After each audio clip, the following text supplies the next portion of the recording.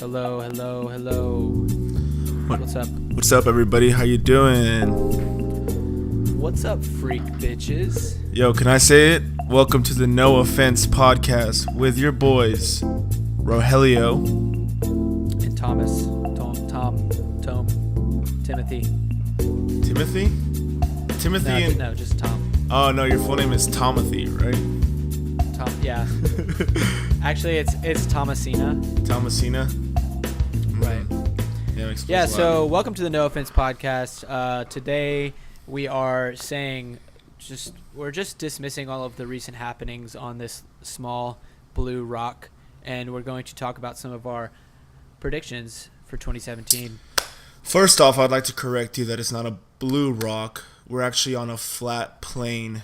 So, just want you to... Shit. Yeah. Flat Earthers. No. Okay, my bad. Please forgive me. So, today we want to talk about some predictions. Is this correct, Tom? This is correct. So we have some predictions, and along with the predictions, we have some probabilities. Basically, we're going to make an assertion, and then we're going to guess a probability for that thing occurring. And let's just go right in. Let's get the ball rolling. Prediction number one is that I came up with this one. All right, I want full credit for this one because it is just very unique and unpredictable. High-profile person compares Trump to Hitler. It's number one, and I put that as a probability of 90%. 90% probability. Do you have an idea of who you think would say that?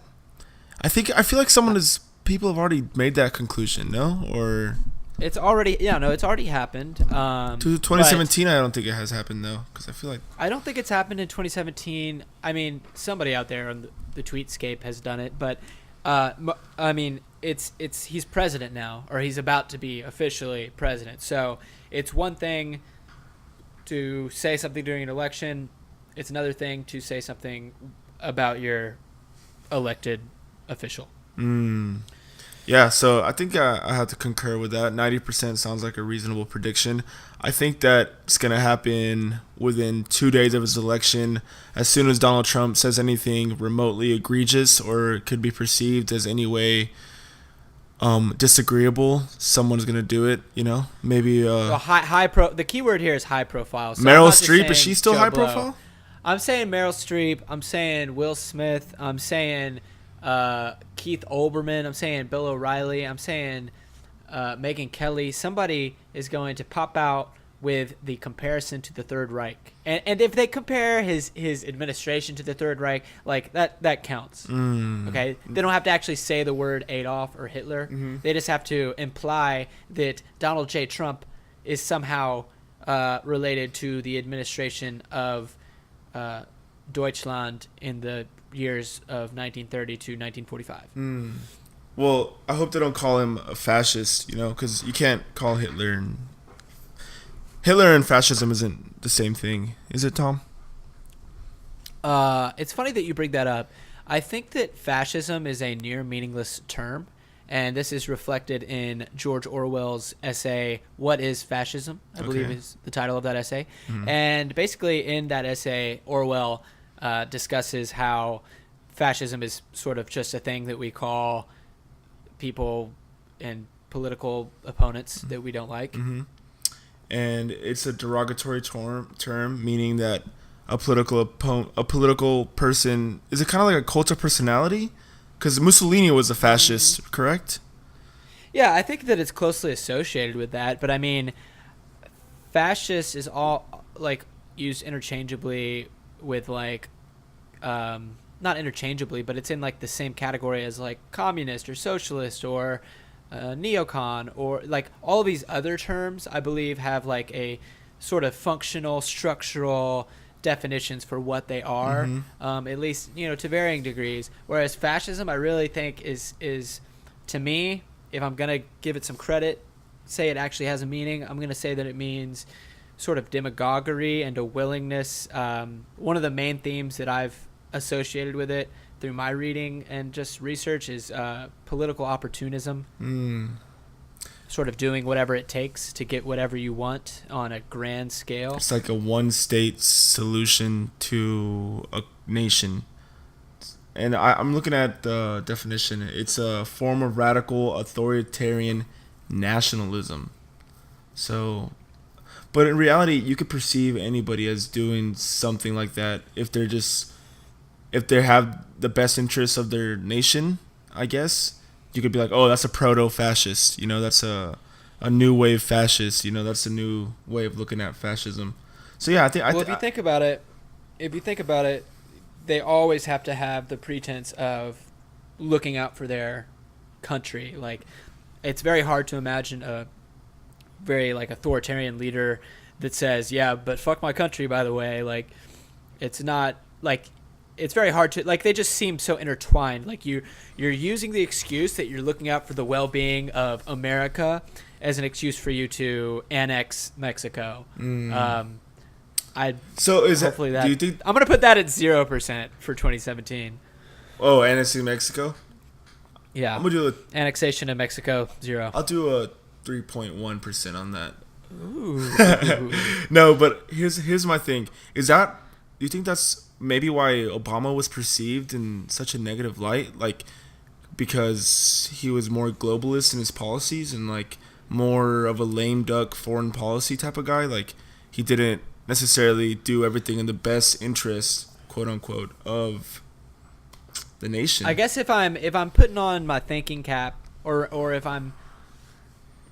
if you're forcing me to think of the opposite of a fascist, no, I don't know what that is. What's the opposite of a fascist?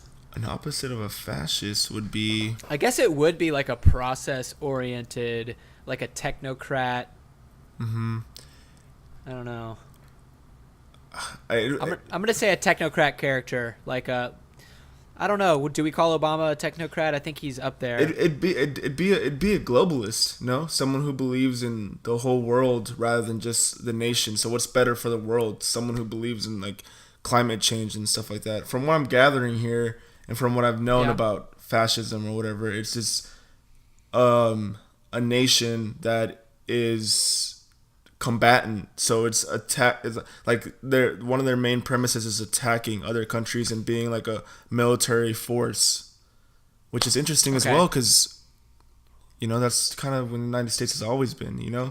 We've always been kind of militarized. Yeah. Yeah, we've always had the most powerful military, and by always I mean for the past 100 years or so. Mm-hmm. It's a great question. I don't know how you'd rank military powers in the 19th century, but for the 20th century, America has generally had the most powerful military. But I think calling us fascist is, yeah. So the distinction between a Hitler and a fascist would be that fascism. No. There's no distinction between Hitler and a fascist. Hitler was a fascist. Is he? That's what the term basically originated around, is Hitler. Oh, wow. Okay. So, yeah, 90% on high-profile person compares Trump to Hitler. I agree. 100%. That's going to happen. Yeah. It might have happened just now. Let me check my clock. But number 2, chance Israel-Palestine destabilizes. And as in, this is mine. I was put it at 60%. I made the criteria for destabilization as in they start mobilizing troops, they start doing either Israel or Palestine start doing even more aggressive tactics to, gather their foothold in that area. And so I put that at 60% just based on the way the world is functioning right now. It seems that countries are more weary of working together. And Israel and Palestine has always kind of been the kind of like tinder, ready to set ablaze. And with the way everything's going, I think that it's a 60% chance that it's not going to go too hot this year. What do you think, Tom? I don't know. I think in order for this to occur, I think there has to be something behind Palestine that makes it like, how is Palestine going to militarize more so than it has already? I think there needs to be some sort of faction that emerges that is willing to militarize against Israel for reasons that haven't existed in the past. So I don't think 60% is a horrible guess. I'd probably put it lesser, maybe like 40%. 40%. Yeah. So basically the opposite. 'Cause Yes. you're basically saying 40% that it stays stable. I'm basically saying 40% that it destabilizes. Right. So, yeah, that's just this year. I think that you have a more optimistic view of the world in this year than I do, and I think that's just based on you being better looking than I am. So you just have a tendency to be more optimistic about life in general. So I'm just the Ryan Gosling of this situation. I'm just saving Jazz, hooking up with Emma Stone. Life is good. yeah. So the number 3 is Sam Harris. Tell everyone about Sam Harris before we make this little Oh, okay. prediction. So if you don't know who Sam Harris is, he's a neurologist slash critic of religion and a favorite of both of ours, a problematic favorite of both of ours. Yep, and the prediction is that Sam Harris gets more mainstream recognition, and you put that at 90%. No, I didn't. I put it at 80%. 80%. Yeah. And why is that? Because recurring theme of the past few years, and I guess the past almost 20 years or more at this point, is sort of the Islamic world, the role of Islam in societies, and whether Islam is a more problematic sort of belief system or religion or philosophy or whatever you want to call it than other religions, or if its current manifestation is somewhat more problematic than other manifestations of institutional religion. And Sam Harris is a big critic of that, and he stays working hard, stays putting out podcasts with pretty high-profile guests, and I just think that there's a solid chance that he continues to gain recognition. And I will have to agree wholeheartedly with you on that prediction, my man. And the next guy we will talk about is Maajid Nawaz. This guy is a political activist from Britain, and you put that he has a 90% chance to be recognized by the mainstream being the major media outlets. Maybe he'll show up on Ellen. So yeah. so Well, he's already been on mainstream media outlets. He's already been on like Fox. He's been, he has a show on the BBC. So it's not so much. It's more so. It's an increased profile, and I think that that's even a higher chance than Sam, because Maajid is he's a Muslim, and he is I think people take better to critiques of things whenever the person is a member of that thing. So if I work at Chuck E. Cheese, you're more apt to listen to my critique of Chuck E. Cheese. Mm-hmm. And Maajid Nawaz currently works at Chuck E. Cheese. So he works at the Chuck E. Cheese in the West Bank, actually. yes. So Yes. okay, so here's another one that we had. A police brutality story is in the headlines for 3 days straight. And we put that one at 90%. Why did we put that at 90%, Thomas?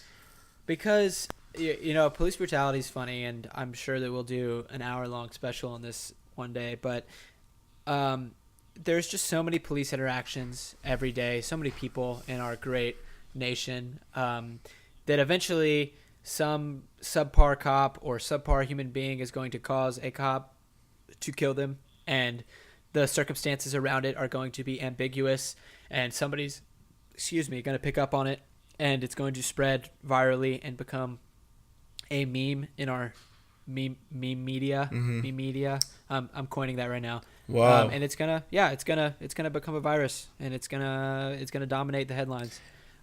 Putting that at 90%. And why do you and I tend to view that happening with disdain rather than like an empathy towards either individual? Like, I mean, I'm sure we're empathetic of whatever happened in the situation, but why do we? No. I'm empathetic. If somebody dies and they didn't deserve to die, then I am empathetic. No, absolutely. But what I'm saying to you is like, why do we think that is like the people who are using that for political gain are not being responsible, or not even that, but like not gonna get what is the right thing in the end, the end goal, because of these stories.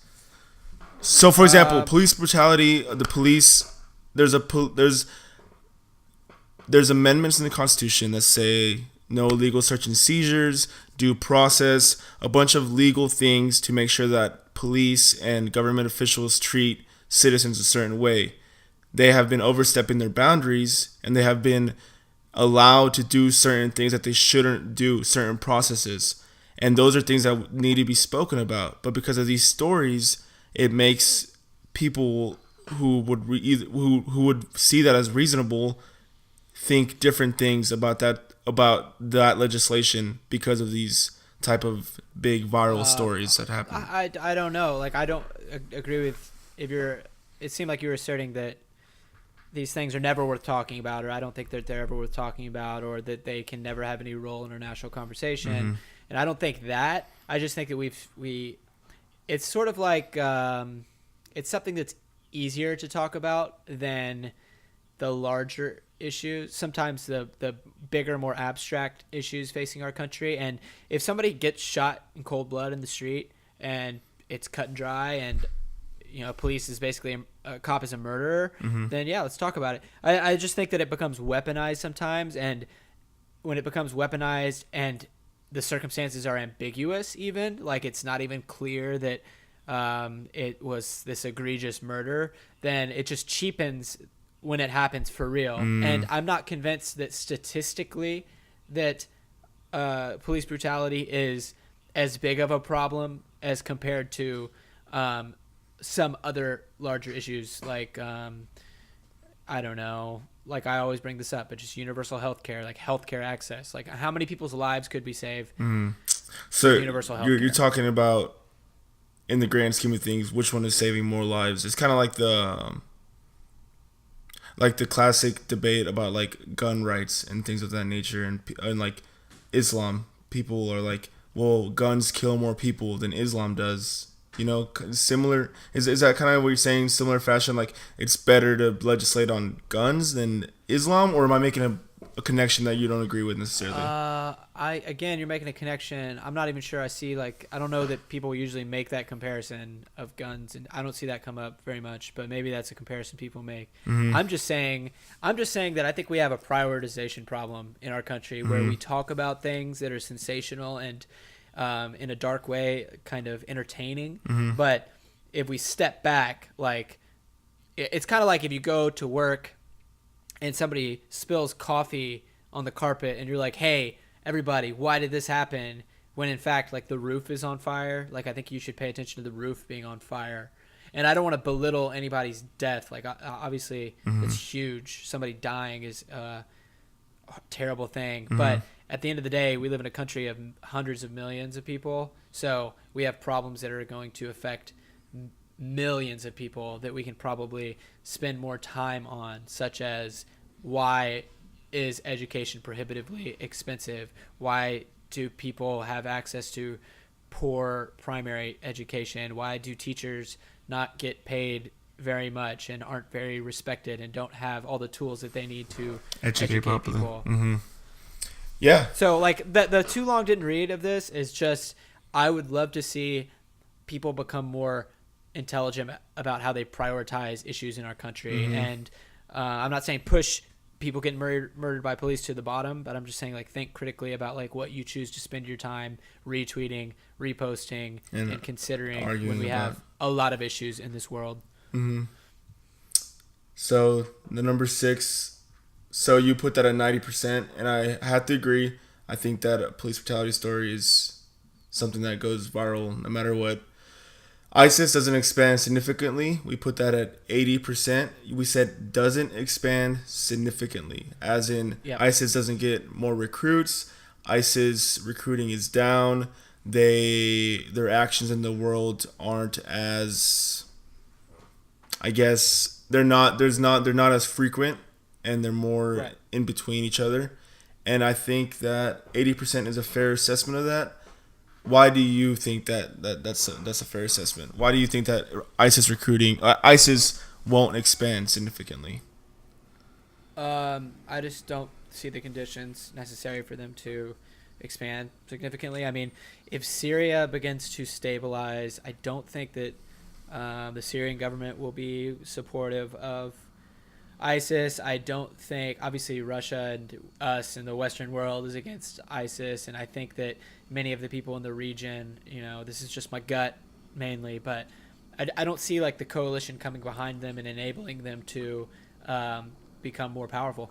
So my counter to you would be: do you remember before the election, before Donald Trump became the president-elect, there was a lot of talk that someone like Donald Trump would create more ISIS members because of his rhetoric.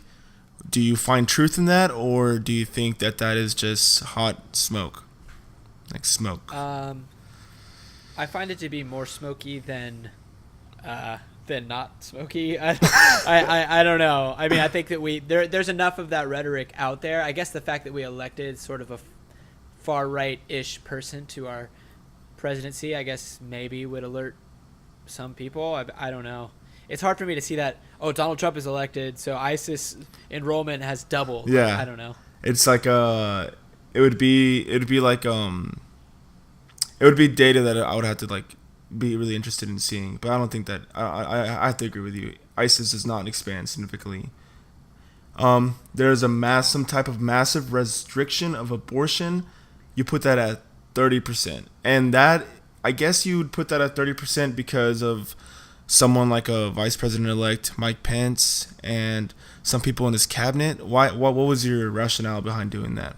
I guess I'm not an expert on abortion law, but I feel like there's a small possibility of a Republican-controlled government enhancing restrictions on how abortions are able to be administered.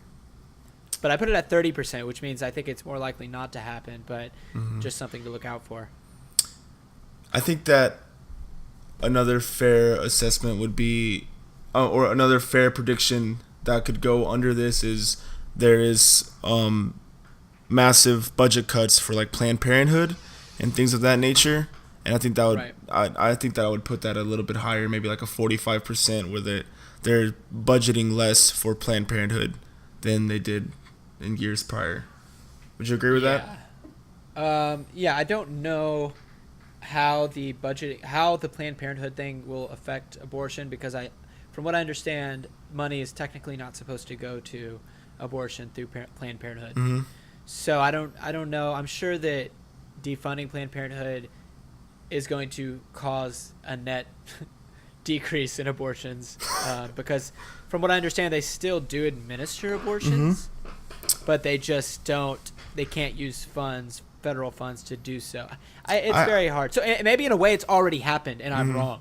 I heard an interesting thing about that, is that, okay, so Planned Parenthood doesn't, like, the state doesn't fund abortions directly. Planned Parenthood is used for other things like birth control, STD checks, etc., etc. Yep. But I heard that, oh no, you know what? It's just conspiracy, like far right conspiracy. It's about Margaret Sanger and like cutting down like minorities and things of that nature. And I don't even want to touch on stuff like that. Yeah, we can move on from that. This isn't the conspiracy episode, really. Yeah, you're right. Okay, so another one. Bush didn't do climate change. He didn't? Dang it. Al Gore lied to me. A new faction rises outside of the current left-right dynamic, and we put that at 75%. And I have to agree. I even would say like 85, 95. We see it all the time. We see that discourse is like, the discourse is changing. It's like a little tiny seed, and it just needs to be watered by people like you and I. Why do you think that a new faction is rising, or there's a new way to perceive politics? A new faction is rising sounds so ominous. Like I don't know if a new faction will rise, but I think that what's happening is just people are tired of the traditional like establishment on both sides, and they're also tired of even the non-establishment, even the sort of ideologues on the left and right, and we're starting to see sort of new left and new right. And personally, I would love to see like a future left rise up, and I think we already Googled this, and a future left already exists. Like, this is already a movement that somebody else is started a podcast around and started discussing. Mm-hmm. And basically, it's a left centered around technology, Mm-hmm. automation, pushing for universal health care, more economic sort of justice for people, but not as centered around sort of the fine-grained social issues that we see around the sort of Tumblr or university culture Mm-hmm. of the left. You know what I mean? Yeah, yeah, absolutely. Which I want to dig into, but it's not the episode. But I do want to dig into stuff like that, like futurism and what is the conversations that we think are worthwhile having. Not saying that not those conversations aren't worthwhile. I think that there's better conversations to have, and that humans are heading into another direction, and we need to be prepared and able to do those things. You know? Yeah, Like- for sure. Okay. So number what is it, 9? Mm. So the prediction was that Milo, Shapiro, Crowder, Loren, and these are Milo Yiannopoulos, Ben Shapiro, Steven Crowder, and Tommy Loren, the new right conservative firebrands, become Fox panelist contributors, and we put that at 70%. And maybe even higher. I'm sure a couple of them have been featured as like heroes of the right on Fox or something. I don't watch Fox News every day. I try to watch it. If this prediction is just that one of them will be a Fox panelist at some point, then I'll put it at 100% easily, easily 100%. Now, if the prediction is that they all four become like syndicated contributors, or I don't know, that's not the right term, but like regular contributors, I don't know that is true, but like at least probably one of them or two of them will become at least. Will panel or contribute more than once this year to Fox. I have to agree with that. You know, Steven Crowder is actually like he has a subscription service for his website now. Like he doesn't even go through YouTube. Like it's like $5.98 or like some number that is significant to his movement or something that like implies some sort of date or something. But like that's how much you pay, you know. I don't know exactly the number, but yeah, it's just like a Patreon or whatever. Like you contribute that much and you get all the episodes or whatever. Yeah, or like you even get like a private session, not a private session, but like you get to like see. Hey, listen, I don't want a private session with Steven Crowder. You know, he'll just yell at you the whole time. He'll be like, Bernie Sanders has 3 houses. He's such a hypocrite, you know. Oh, sorry, this 80-year-old man can afford a couple houses with his family. Yeah, like sorry that he hasn't given every single cent of his money, but it all adds up to like one Seattle house, so it's fine. Yeah, is the cost to live there really expensive? Like I was looking at a house kind of near me. It was 1.75 bathrooms, which I don't even know what that means. I think that means that one bathroom just has like a shower stall and not like a bath. No. I don't know. It means that it has a bidet. It has a toilet and a bidet. Shut the fuck up. Shut the fuck up. That's actually dope. Like, that gets me more excited. Yeah. That's like a 0.25 of a bathroom, a bidet. No, so it was 1.75 bathrooms. It was 2 bedrooms and, you know, sort of some other standard stuff that comes with a house. I think it had like a pretty nice backyard and, you know, it was a nice little house. $750,000 was the estimated value. I think even a little bit more than that. Is it downtown or like in a nearby suburb? No, like it's in Seattle. Like it's, you know, reasonably close to downtown, but not downtown. Do y'all have a loop? Definitely not downtown. Is there a Seattle loop? The structure here is sort of, it's a very like mountainous, vertical, like up and down city. Like you can kind of drive straight through it. You'd have to look at a map really to see it, but it's the equivalent of inside the loop in Houston. Yeah. Cool. Can't wait to visit. So Seattle costs $1 million bajillion to live here. Okay, so next prediction: terrorist attack kills more than 10 people in the USA. So this is a depressing one, but we put it at 50%, which... What was our rationale for putting it at 50%? I think that we said that there's definitely going to be a terrorist attack in the United States, but more than 10 people is I think they're... Yeah, so what was our rationale behind that?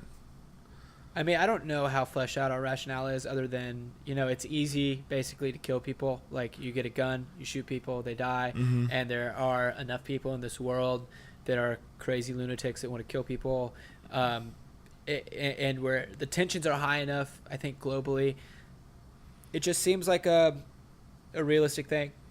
I don't get, it's obviously horrible Mm-hmm. to think about, especially more than 10 people. Like, that's a lot, but. I don't know, man. It happened last year. Yeah. Dang. R.I.P. in peace, man. Then The Pulse nightclub shooting was actually just really, really awful. Not to virtue signal here, Mhm. but I remember, man, the fact that it was targeting LGBT people. This actually gave Trump one of his sort of most humanizing moments in a way.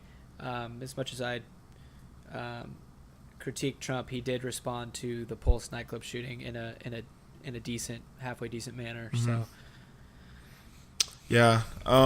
That's really interesting, and I mean it's interesting to see how Donald Trump is met with so much scorn from all groups, all everywhere, but sometimes he does do like he is very human, you know? He's like his appeal is that he's very human. He gets angry, he gets upset, he talks shit, he has feelings kinda, you know? So I think that's part of his appeal. And yeah. so I want to add. I'm going to append another prediction, which is, I'll put that I don't think that LGBT sort of relations will deteriorate this year. I'll put that at 90%. I don't think that there will be a major deterioration in that arena. Yeah, I don't think so either. I think transgenderism though. I think that's I don't know. I think that I don't. I don't think that there's going to be a major deterioration in that arena. I mean, I don't know that everybody's going to come out using they, them, zir like tomorrow. That might not happen this year. Those pronouns might not come into extensive use, but I'm not going to call that a major deterioration, especially considering that is already the case. you think here's a question for you. You think little Thomas Jr. and little Rogelio Jr. are going to be using they, them, they in their classes? Do you think Like that our kids? Yeah, do you think that's going to become the new paradigm, or do you think that it's going to get stamped out, shut down? I could definitely see one pair of new pronouns. I don't know if pair is the right word. How many words do you actually need? My point being, They, them is the most inclusive one right now. but what are those words replacing? Like He, him, him, shim, his, yeah.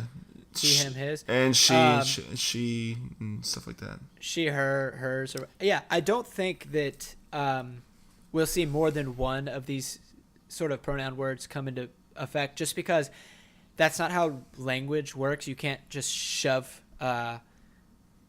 It just doesn't feel natural to me to, okay, here's 10 new pronouns. But I could see one set of new pronouns, kind of a neutral set, gender neutral, coming into fruition over the next 5, 10, 20 years. And personally, I have no problem with that. I mean, if people want to be not a guy, not a girl, and they want to be something in the middle and have a word for that, like, it doesn't trigger me. But I think just the way people are and how slow people are to change, I can't see, oh, there's 500 new words. Like, yes, we'll just start saying them now. Like, that's not going to happen. Yeah, I'll have to agree with that. And I man, this is for another episode. But like the ramifications of that, is that like no, that's just something that I created in my own little head. You know, like there's no like the people who are gonna be like that are gonna be like that regardless. You know, it's not there's like. Gonna be like what? Clarify. Like transgender, you know, like there's not gonna be this massive renaissance where like a bunch of people are gonna come out as transgender or stuff like that because of these pronouns. You know, like the people who already have been there now they're just gonna be more included and more. It's gonna be more inclusive, right? Well, I don't think a lot of people will come out. Like, I don't think there's gonna be like a cascade of people coming out as specifically transgendered, like the opposite sex from what they are. But I do think as gender roles continue to soften a little bit, I think more and more people will, in the long term, just not identify so strongly with their, penis or vagina. Mm-hmm. But maybe I'm wrong, because that is one of the things that you're kind of born with. It's very immediately obvious and apparent, Mm-hmm. and very like it's just so strongly tied to you in a way. But I think that we reinforce these things so much through social cues and norms, that I think that stuff will continue to soften. Although, yeah, I don't know that people will really want new pronouns. I think people will still, for the most part, identify as man or woman. Like, we're not going to see a massive exponential increase of people being transgendered. Yeah, I would have to. I mean, yeah, I would have to agree. I wonder though, when we're so fair with people like Crowder, Loren, Shapiro, we're very fair with them, but I wonder how fair they would be to those issues. The pronouns. I wonder how they perceive those things. I wonder, because I know that Shapiro. I think they're wrong. I think that they're wrong on these issues pretty easily. And I think, for example, Jordan Peterson is. I think that he's right that people should not be forced to say words that they don't want to say. But I think that he's wrong by just assuming that it is such a burden to come up with a neutral set of pronouns and use those words. Like, I don't think it's that big of a deal.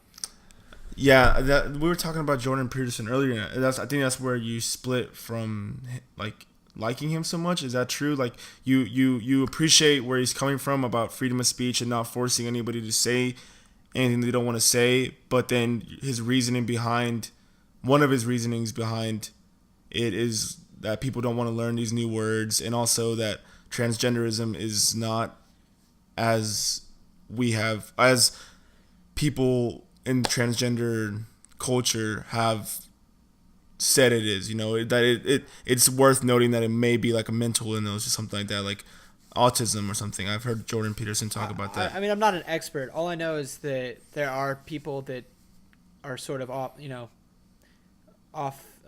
don't fit into certain gender binary for whatever reason, or they want to use these words. And I think that being reasonable and giving people sort of benefit of the doubt and saying, okay, one set of neutral terms is not, that doesn't mean that leftist authoritarianism is just going to win immediately. Mm-hmm. It's like, and the fact that he assumes that even giving an inch to this sort of discussion about using these words, he assumes that there's some like diabolical conspiracy behind it. Mm-hmm. There might be some truth that I do think there's truth to the assertion that the left, the sort of ideological left, tries to sort of control, there's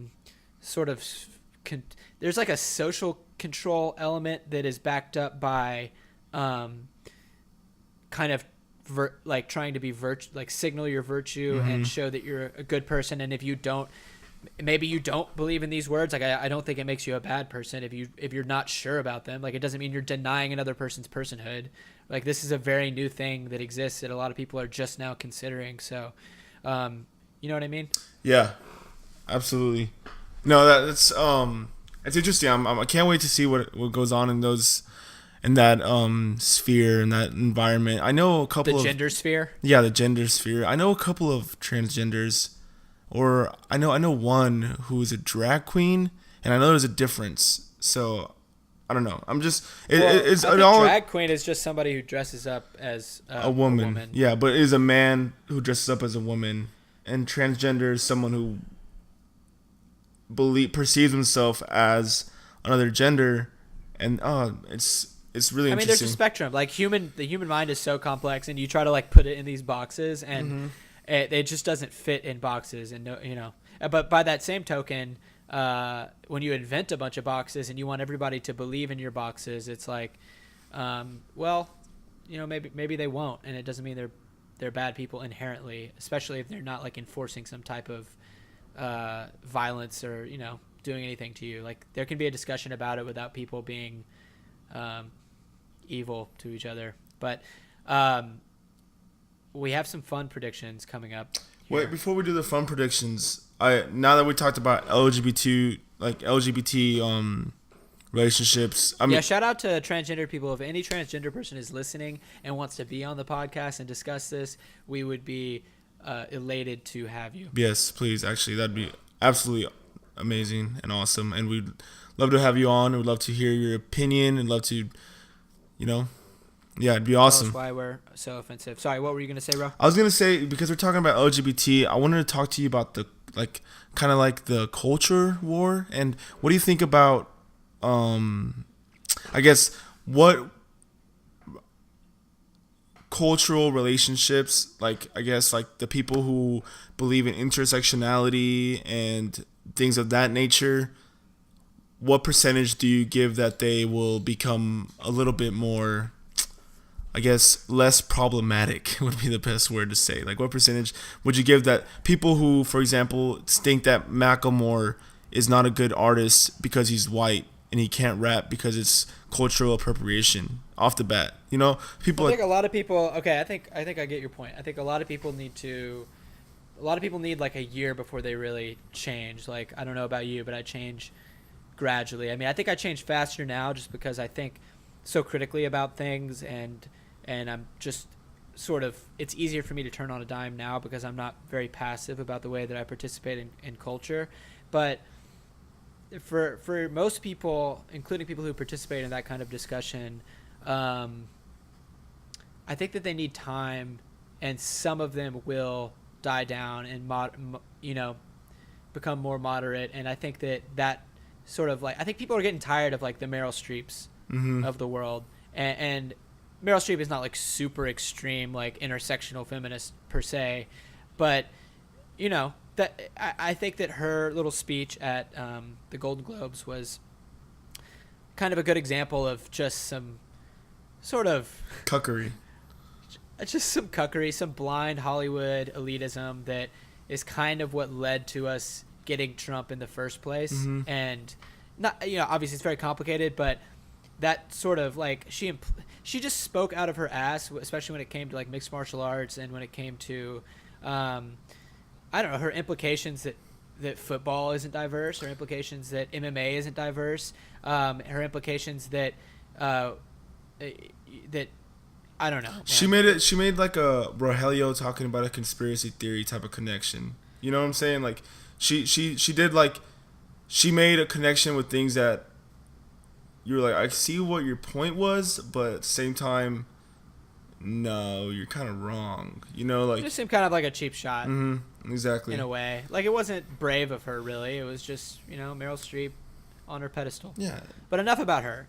Yeah. So the answer to your question is, I think that we will actually hopefully see some moderation and people kind of moving towards a more critical way of thinking, a more stepping back from left versus right, and just thinking about like, what's the problem with the dialogue in America, in the world, and how can we quit just slinging mud at each other? I hope we can do that. Let's give that a 65%, I think. I don't know how we even measure that, but yeah, sure, 65%. So some of the fun ones we have is that you'll get another tattoo. That's a 95%. Yep. That's gonna happen probably. What tattoo are you gonna get? I think my next one is gonna be some like Hindu god or something. I don't even know. Are you gonna do both your sleeves? My boy. Okay, shout out to Flawless Wallace, Raymond Wallace at Royal Legion Tattoo, Austin, Texas. Great guy, great artist, great tattooer. I don't know. He's kind of just a Mad Hatter, you know, crazy genius, and I shoot him ideas and he spits out greatness. So we'll see what happens. Yeah, the plan is to get, you know, my entire arm covered up. Cool. Even your chest too? Yeah, like mostly just the nipples, but yeah. Cool. Black them out. Fuck yeah. Okay, another one is that I wife up my missus. So that one's, or propose to my missus. That one's a 71. Is she listening? No, she's asleep. Okay. Yeah. So. But I mean, does she listen to the podcast? We'll see.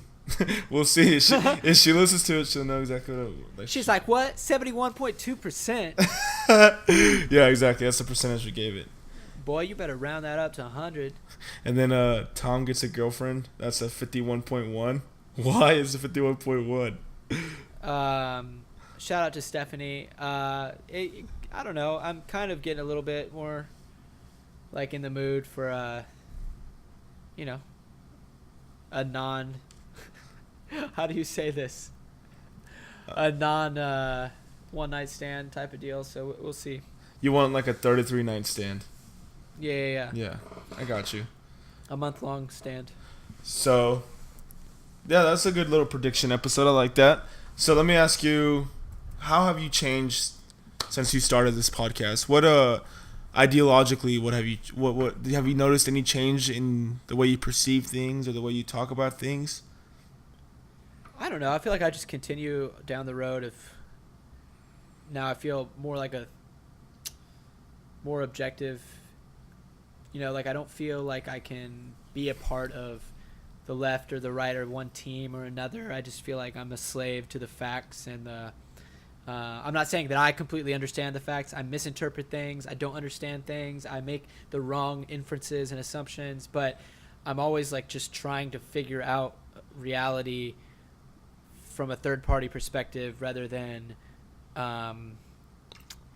assuming that my team has all the answers. Does that make sense? So the way I would see it is that Rogelio Tepete has this reality and has grown up in a certain geographic location with certain people around him who have influenced his views and influenced the way he perceives everything.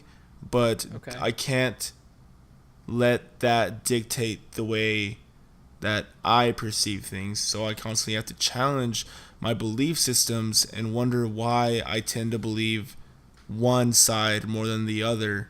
And that's, I think, is a good thing for everyone to do, because then once you start doing that, you can stop being like me and immediately seeing something like reverse racism and scoffing at it, you know? And 6 months ago, if I heard about something like that, I would scoff at it, you know?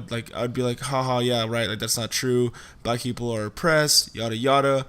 White people can't be oppressed. And now, because of this new way of thinking and the new way I frame my thoughts, I can debate with myself, debate with anybody, and really, I'm curious to learn. I'm more curious than when I started the podcast. You know, I was already curious then, but now I'm like a lot more curious. Here's I think a way to illustrate it. So, let's imagine you're in a room. It's a dark room. There's a screen in front of you, and you hear a robot voice tell you that it's going to present you with questions, and you have to pick an answer of what you think. So it's going to present you with a political problem, and it's going to present you with some choices, and you have to answer what you think is the best solution to that political problem within 3 seconds, or you will get killed. Mm-hmm. So in that situation where you're getting rapid fire, they're hitting you with problems, and you have to make a decision, you're going to select certain things. Like if you ask me what the best healthcare solution is, I would select universal healthcare. Mm-hmm. But there's a difference between that and what I would select in that situation, like basically my gut answer to problems, and how I present myself in a discussion and in a debate, in a conversation, and like there's like short term and there's long term, and I'm always open to being wrong in the long term, but I think it's also important to have. Yeah, it's not important. It's just you're gonna have certain instincts, and you're gonna have like the way you're brought up, like and the way the things you've been exposed to give you one certain path that you think is probably more correct than the other paths. Right. Yeah. But I'm now absolutely more than ever able to see my own path, and also the fact that there might be other paths and why other people might believe those are the better paths. And ever since we started this path, this little journey, I've noticed that I'm more open to have discussions with anybody, and like really, like I know the name of the podcast is No Offense, but that has a lot of significance in the way that I perceive things now. Like I really don't get offended. I find invalid arguments to be entertaining and like fun to engage with, because now I can like challenge myself to see if I can, you know, if I can convince someone otherwise, or at least make them think that, man, there's someone rational on the other side, you know? And so that's the fun part about everything. And That's what I look forward to. That's what I enjoy. Yeah. What things are you looking forward to in regards to no media, or just in your own life for this year 2017 of our God, Mr. Tom? I'm trying to write some more stuff. I'm trying to expand myself, expand my horizons. So I think this is going to be a really good year. I think it's already been a pretty good year. It already feels different than 2016 felt. It also feels weird that we're 2017. Like, that's a high number. Mm-hmm. I feel like just yesterday it was 2007. Dang. Yeah, time flies, man. Awesome. Yeah, man. Well, I think we've had a good little episode here. So these are some of our predictions. Feel free to hit us with some comments or some questions about what you think is going to happen in 2017. We would love to hear what you think is going to occur. Is Trump going to invent a Gundam suit and wear it and go attack Japan in it? I don't know. It could happen. Is Obama the Antichrist? Is he going to come and get your children? Is he going to come out of your TV and scoop you up? Let us know. I'm interested. He just can't stand losing that presidential power. He has to transition straight to Antichrist. Exactly. Absolutely. And Obama, shouts out to you, man. Thank you for 8 great years, my man. You're awesome. A lot of things to talk about in regards to you, but as a human being, you seem pretty chill, and I'd love to have a beer with you, my man. For sure. Yeah. Obama, if you're listening, and you want to get on the channel, you want to get on the podcast, have a beer, let's do it. Awesome. He's for sure listening, right? Yeah, of course. All right. Peace, Barack Obama. Love you. All right. Thanks, everybody, for listening. We'll see you next time.